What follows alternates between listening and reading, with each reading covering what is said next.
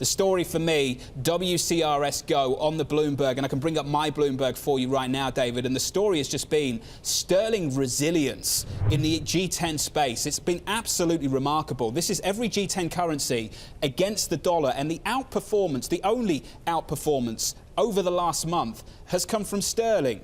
Why?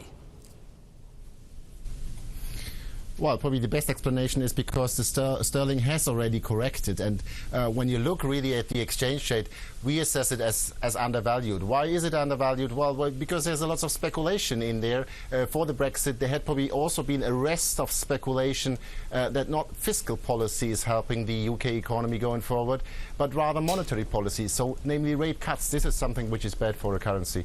Now, with some fiscal policy relief, this supports the currency a little bit. But at the end, the big picture for sterling is we're staying here in this area where the currency is already cheap, where it has discounted lots of bad news when it regards to Brexit.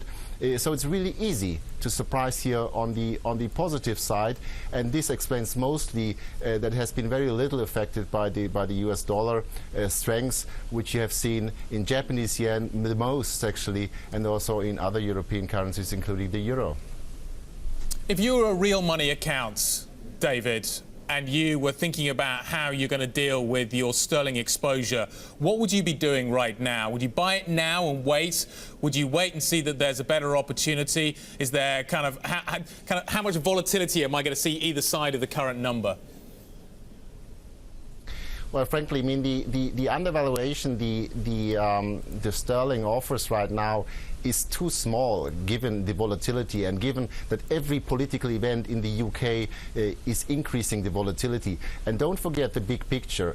I mean, for sterling, it doesn't matter really what fiscal policy does, what the growth outlook for the UK is. The big picture is what matters for sterling is how will foreign direct investment in the UK develop. And we have now lots of speculation that they will dry up. We have not seen the figures yet because they are reported quite late. So this is the main figure we concentrate on, and our fear is actually that these figures will surprise market participants of an outflow or less foreign direct investment, and then we see renewed weakness of the pound. Yeah. So I would use any strength of pound right now to install hedges as a real investor. David, very quickly, if you can, the story politically has shifted away from Brexit to some extent towards the political events on the horizon in the Eurozone. Capturing that story at the moment is this just big spread between the front end of the Bund curve and Treasuries, and I can bring it up on my Bloomberg. 180 basis points. That's significant for euro dollar. It's sparking those parity calls once again. Where do you stand on the parity debate over at Julius Baer? Well, parity is probably a long-distance target, but we see lots of things which could actually support the euro away from parity. That would be the ECB meeting. That would be the talk about tapering.